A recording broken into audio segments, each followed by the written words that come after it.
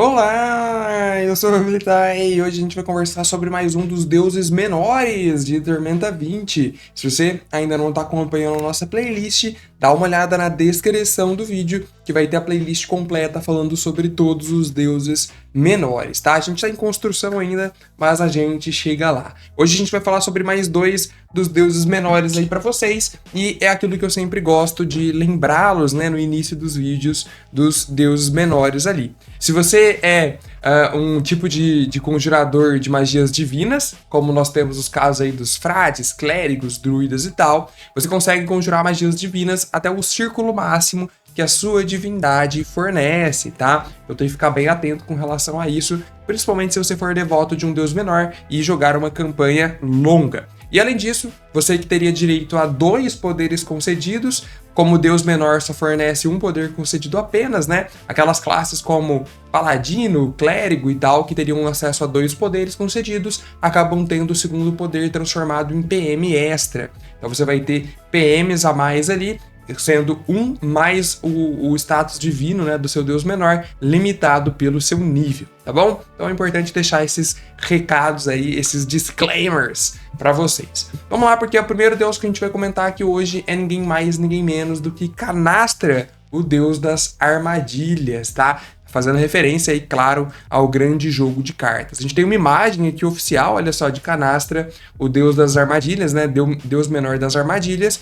E aí, galera, obviamente, como o próprio nome diz, ele se encarrega de armadilhas. Sejam elas as armadilhas físicas, né? Que são as principais. Então ele vai ter devotos desde pequenos caçadores de Arton que armam armadilhas para pegar, sei lá, coelhos, até grandes caçadores de recompensa que armam armadilhas para atacar monstros gigantes aí de Megalok, tá? Mas ele também vai ter vai ser Deus, perdão, daqueles devotos que também utilizam armadilhas intelectuais, aqueles que utilizam a esperteza e a artimanha para vencer as outras pessoas. Então, ele acaba tendo também devotos dentro de palácios, por exemplo, em que esse jogo, essas armadilhas intelectuais estão muito presentes ali no dia a dia, tá? Então, basicamente essa é a ideia. E aí todo mundo utiliza-se de uma armadilha, tem motivos já para ser devoto de Canastra.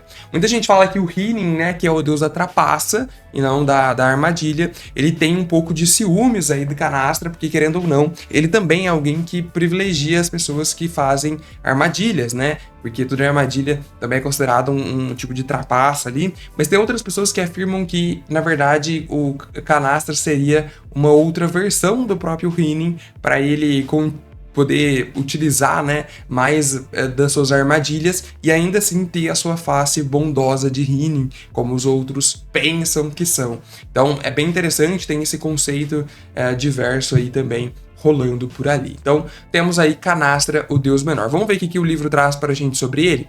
Olha só, ele fala pra gente que a crença de Canastra é o seguinte: planejar adiante, estar sempre um passo à frente e emboscar inimigos, preparar armadilhas e manipular os outros a seu favor.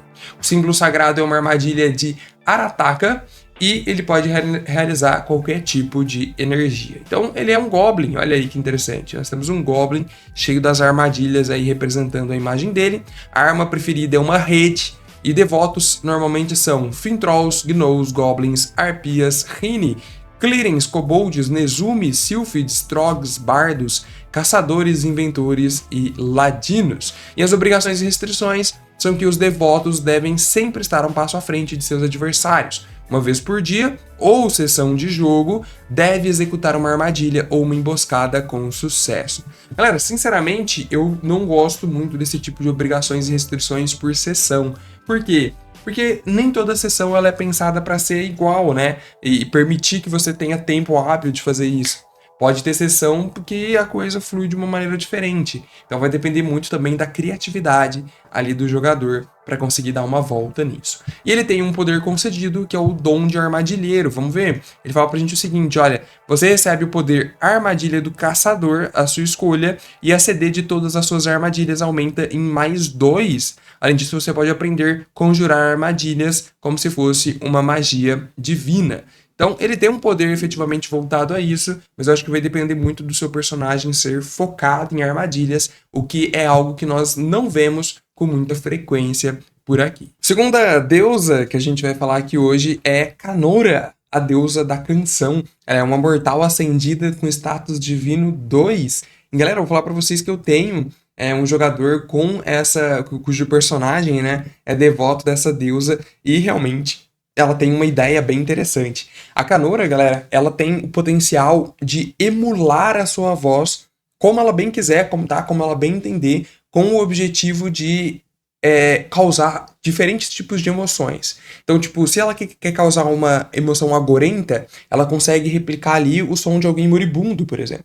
Se ela quer realmente impressionar, ela consegue fazer a sua voz ir das mais delicadas melodias élficas até as mais poderosas óperas anãs. Então ela tem uma versatilidade com a voz muito grande e muito poderosa. E é meio que essa ideia que Canora passa aos seus devotos, de conseguir moldar a voz para os mais diversos fins. Seja para repetir todas as melodias que existem em Arton, seja para você conseguir fazer uma voz poderosa e destruidora, capaz de destruir outros objetos. É bem interessante a versatilidade que essa deusa consegue propor. E é diferente, né? Se você faz um bardo devoto de Canora, pode ser algo minimamente curioso. E também no sentido de roleplay, né? Dá para fazer uns RPs bem legais por ali. Ele fala pra gente que ela consegue ressoar a voz dela com tipos diferentes de materiais, fazendo com que eles se destruam.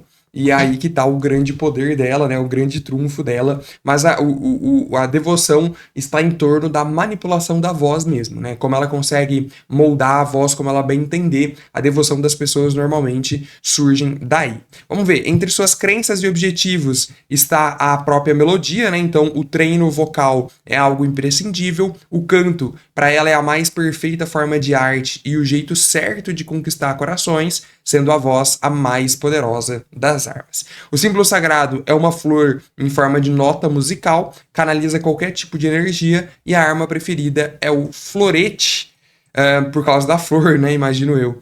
Quem pode ser devoto dela? Anões, elfos, arpias, rines, carins, sátiros, sereias e tritões, sílfides, arcanistas, bardos, bucaneiros, nobres e paladinos. Dentre suas obrigações e restrições estão ali nunca recusar a oportunidade de cantar e uma vez por semana ou por sessão de jogo deve se apresentar para uma grande plateia, como uma taverna lotada, corte de um nobre local ou festival de uma vila. É o que eu falei para vocês, né? Eu não gosto muito dessa obrigações e restrições que precisam acontecer em uma sessão de jogo, porque nem toda sessão de jogo vai ser propícia para isso, mas a gente consegue relevar algumas coisas, ajeitar e acaba funcionando. E ela tem um poder concedido que é bem interessante da canção divina, que ele fala pra gente, você pode utilizar sabedoria para atuação, o que é muito bom, né, se o seu personagem não é focado ali em carisma, e também como um atributo-chave das magias, o de bardo, o que é muito bom, né? Então, se você faz um bardo, você pode fazer o bardo focado aí em sabedoria, ao invés de carisma.